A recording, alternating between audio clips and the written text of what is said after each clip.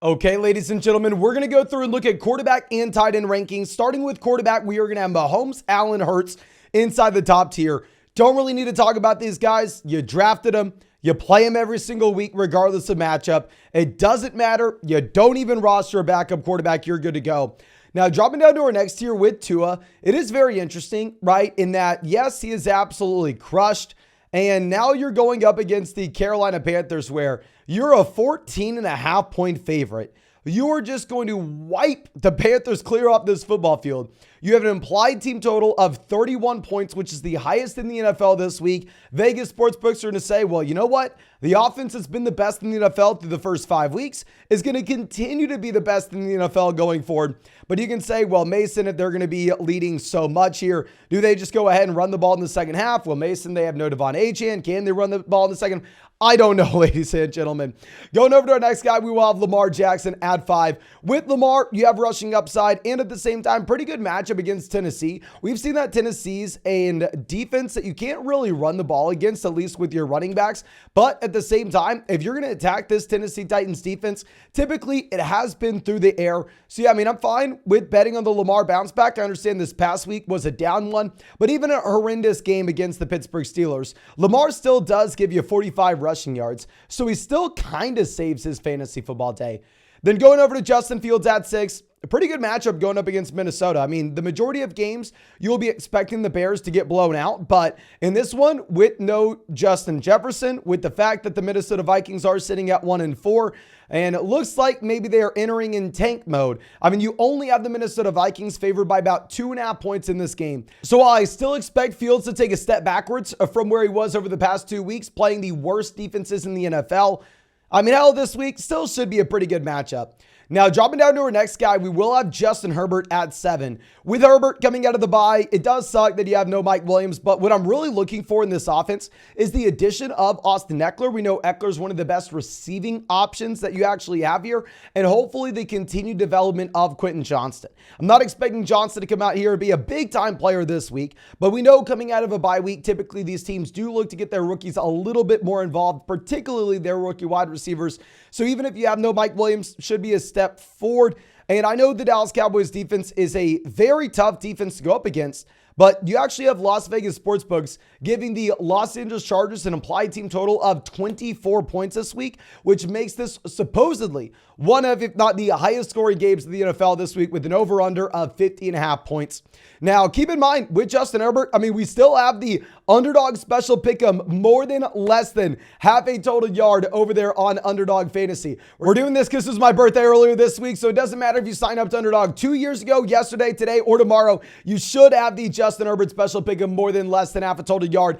And on top of that, ladies and gentlemen, if you're new to Underdog Fantasy, you're going to be getting an additional mystery special pick'em. If you sign up before Thursday, it will be the Patrick Mahomes one. A 100% deposit match up to $200 plus our rest of season fantasy football rankings and tiers. So please make sure you are taking advantage of that. But going over to Trevor Lawrence here, this is a quarterback that, I mean, in London against Buffalo, went out there and finally had a good game yet again. Of course, it was a London game, so it's hard to take too much away from it. Hope that you get Zay Jones back in, but nonetheless, Calvin Ridley did take that step forward. Much easier matchup this week going up against the Indianapolis Colts.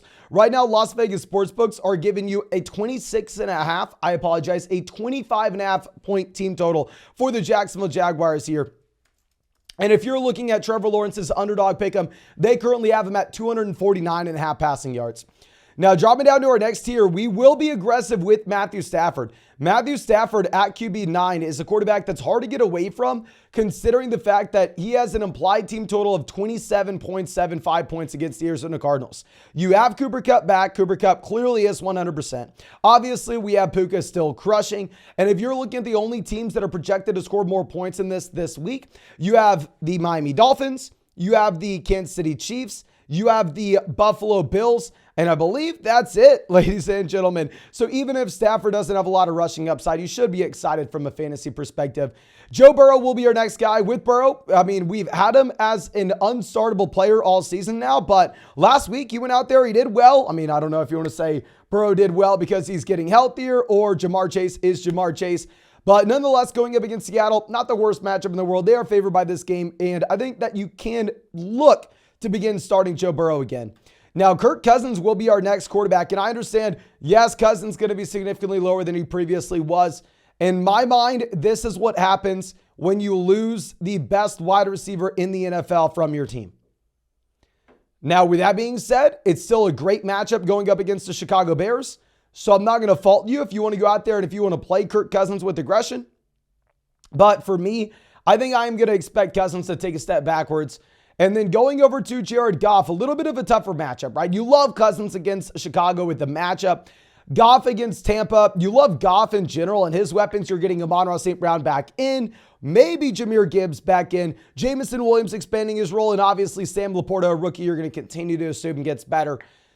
It's just a little bit of a tougher matchup where you only have the Detroit Lions favored by 3 points. They have, about the same implied team total as Burrow and Cousins. So, that's why we do this as tier list, right? Because if you really wanted to go out there and start Jared Goff up at quarterback 9, not going to fault you at all for it. Now, dropping down to our next tier, we actually have Dak Prescott as QB 13. Now, with Dak, horrendous against San Francisco. We all saw him. He went up against the toughest defense in the NFL on prime time and did absolutely nothing. Should be a much easier matchup going up against the Los Angeles Chargers here. You have the Dallas Cowboys with an implied team total of 26.5 points, which is actually higher than what you have with Burrow, with Cousins, with Goff. The thing is, I do expect that you actually have the Dallas Cowboys being able to be a more effective team running the ball with Tony Pollard against the Los Angeles Chargers in particular. Now, CJ Stroud will be our next quarterback at 14. I'm expecting a Stroud breakout, but bounce back. He already has broken out. But the issue is with Stroud, quarterback that doesn't have too much rushing upside, right? Going up against New Orleans, it's not a good matchup either. You have an implied team total of only 20 points. Geno Smith will be our next quarterback, at 15 with Geno. Really like him going against Cincinnati. This is a quarterback that hopefully actually gets JSN involved a little bit more, and this passing offense continues to improve as the season goes on. Brock Purdy is our quarterback at 16. Very tough matchup going up against Cleveland, where it's surprising to see, but the 49ers actually only have an implied team total of 21.5 points. You have a spread on this game only about 5. This is going to move wildly dependent on Deshaun Watson's status. But nonetheless, you actually have Las Vegas sportsbooks telling us that this is going to be a game where it's won with defense, not offense. Obviously, the 49ers should most likely win this game, but it's going to be a lower scoring environment overall, and the pace of play should be a little bit slower. Now, going over to our next guy, we will have Russell Wilson. Russ on Thursday night going up against KC. An implied team total of only 18.5 points. Super low. If you look at Russ statistically, he hasn't been bad, but if you turn on the TV, you see why. When you're going out there and when you're trailing by multiple touchdowns in a game, of course, if the other defense is playing soft and they have a prevent defense going, your efficiency should be fine. And then Baker Mayfield at 18 going up against Detroit. Don't love the matchup. Also, Evans may not be good to go. We're going to have Sam Howell at 19. Howell going up against Atlanta. You're kind of fine with it. He gave you the garbage time points against a very bad Chicago Bears defense. Obviously, Sam Howell, not a good real-life quarterback, but if he's going to get you some garbage time, maybe you're looking at him. And then we will have Deshaun Watson down here at 20. I just wanted to rank him and say, you cannot play Deshaun Watson this week. That he's going up against the 49ers. It doesn't matter if he plays or if he sits. Deshaun Watson is a player that you will have on your bench outside of a super flex format. Then if you want to play him as low in QB2, you do you. But now going over to tight end, we all have Travis Kelce at tight end 1. We don't need to talk about it. TJ Hawkinson at 2. I think Hawkinson is actually locked and loaded as the tight end 2 going forward, considering the injury that you do have to Justin Jefferson. And we know there are going to be a zillion pass attempts in this offense anyway. So yeah, I think Hawkinson gets the guaranteed volume, and he's good enough to have the efficiency as well. Andrews at 3. Going up against Tennessee. Andrews going to be that boom bust option. I don't think you have to worry about Bateman. I don't think you have to worry about Odell if they're playing or not anymore. Looks like really the only guys that are going to get targeted in this offense will be Zay Flowers and Mark Andrews. Now, Sam Laporta will be our next tight end at tight end 4. So just in case you haven't had a chance, we did release our sell high video earlier today, and we went through an outline of why we would potentially look to sell Sam Laporta and what we'd be looking at in return. Now, Sam Laporta, still a top 5 tight end, clearly. Sam Laporta, still someone that you should be excited about. I just don't think he's in the Hawkinson or Andrews range just yet, especially as we get Amon-Ra St. Brown back in this offense, especially if you end up getting an expansion of the role for Jameson Williams, for Jahmyr Gibbs. Still a top 5 tight end regardless. Great offense.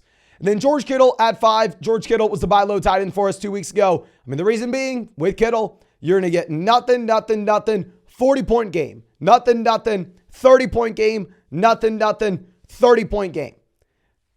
With Kittle, you have massive volatility. He is someone that has a very low floor in a week-to-week perspective, but an incredibly high ceiling. It is a tough matchup going up against Cleveland, but obviously you start him regardless because the second you bench Kittle, it's the second he scores 3 touchdowns.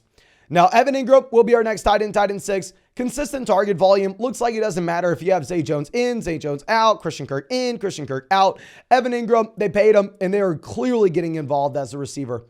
Now, dropping down to our next tier, we're going to go Dallas Goedert and Darren Waller. I want to be more aggressive on Dallas Goedert here. I want to put Dallas Goedert in the tier above. Y'all know I drafted a lot of Jalen Hurts. I drafted a lot of Dallas Goedert this year. Thank you, Dallas Goedert, for finally doing something for us. But going forward, can I come out here and can I say, oh, okay, yeah, Dallas Goedert's locked in now?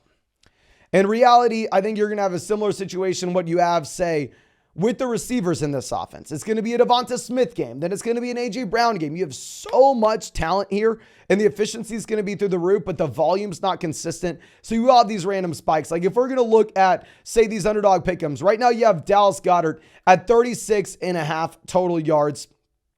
And if he scores a touchdown or not, you would actually get a 2x multiplier if he does score a touchdown. So yeah, I mean, it's not like he's projecting to be someone that is a must-start guy regardless. Now going over to Darren Waller, with Waller, you're about a 14-point dog going up against Buffalo. You're going to be smoked. You're going to be one of the worst offenses in the NFL. Even if you have the volume, I don't know how excited we can be.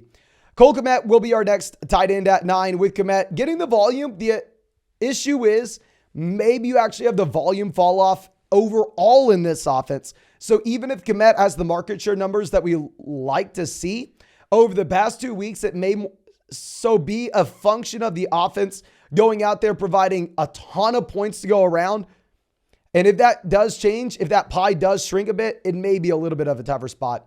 Then Jake Ferguson at 10. I mean, with Ferguson, good matchup going up against the Chargers. You still start Jake Ferguson even if he was bad against the 49ers. Obviously a much better spot, much better game environment for Dallas. Kyle Pitts will be our next tight end at 11. I wish I could go out there and say, oh yeah, Kyle Pitts, the guy we were drafting in round 7 nonstop. Let's fire him up. He's the top 5 tight end. And of course he's not. I mean, hopefully we get another great week from Kyle Pitts. But what just happened last week, Desmond Ridder had an insane amount of pass attempts. They trailed Houston the entire game. I think they look to run the ball again. They still are getting Jonnu Smith involved. So it's very difficult to go out there and say Desmond Ridder or Kyle Pitts going to repeat what they just did. And then Tyler Higbee at 12. Tyler Higbee is a player that we actually won some money on by going with the fewer than 40 receiving yards last week because you had Cooper Kupp coming back. You go, okay, Kupp comes back, volume goes down for the tight ends. And yeah, I think that's what you're going to deal with. Now, going over to our next tier, we'll have Zach Ertz at 13. You have the volume. The efficiency is horrendous. This is a very bad offense. Going up against the Rams, you don't know what you think of the matchup. Logan Thomas at 14. I mean, Logan Thomas looked great on Thursday night, right? I think Logan Thomas has to be ranked as that low-end wide receiver 2 going forward. Then Dawson Knox is going to be someone that we rank right here because you may not have Dalton Kincaid going forward, at least for this week. Dalton Kincaid right now is in concussion protocol. And if Dalton Kincaid does not play, Dawson Knox is startable as a low-end tight end 1, high-end tight end 2. Because if you take the production that both those tight ends have had, and if you just funnel that directly through Kincaid, then obviously very, very exciting in an elite level offense. Schultz will be our tight end at 16. I actually drafted probably too much Dalton Schultz this year. With Schultz, I don't want to go out there and say, oh yeah, get pumped, get excited because blah, blah. You're going up against the New Orleans Saints defense. And I think at the same time, you're probably going to get a bounce back from Nico Collins. Now, Gerald Everett will be our next tight end. With Everett, the reason we are ranking him this high is you may not have Donald Parham in this game. Obviously, Parham ends up surprising in plays. Then Gerald Everett does fall to not being startable, but similar situation to Dawson Knox. Then David Njoku at 18. Njoku's still not at practice. Njoku obviously dealing with burns. Sounds crazy. Sounds scary. Going up against San Fran, we don't know if we're going to have Watson. We don't know if we're going to have Njoku. It's a horrendous matchup. Probably want to bench him. And then we're going to have Hunter Henry at 19. Statement ranking. I know people are excited about Henry. I know he produced at the beginning of the year. But looking at this New England Patriots offense, I think we would say you probably do not want to start. I think we can safely say you probably don't want to start a single New England Patriot going forward. But I think that's all we have for this video. Of course, thank you so much. Drop a like if you have not done so already. Subscribe to the channel if you play fantasy football. And if you want to check out any of those pick'ems over on Underdog Fantasy, promo code FLOCK, 100% deposit match, plus our rest of season fantasy football rankings and tiers. Plus, you will get a Patrick Mahomes special pick'em more than less than half a total yard if you sign up before the Thursday night game. You get a mystery special pick'em for Sunday if you sign up after. But regardless of when you sign up, everybody that uses promo code FLOCK is also going to be getting a Justin Herbert special pick'em more than less than half a total yard for Monday night. So please make sure you take advantage. But I think that's all I have for you. Again, thank you so much, ladies and gentlemen. I really appreciate you and really hope that we get to see you out in the live stream later tonight.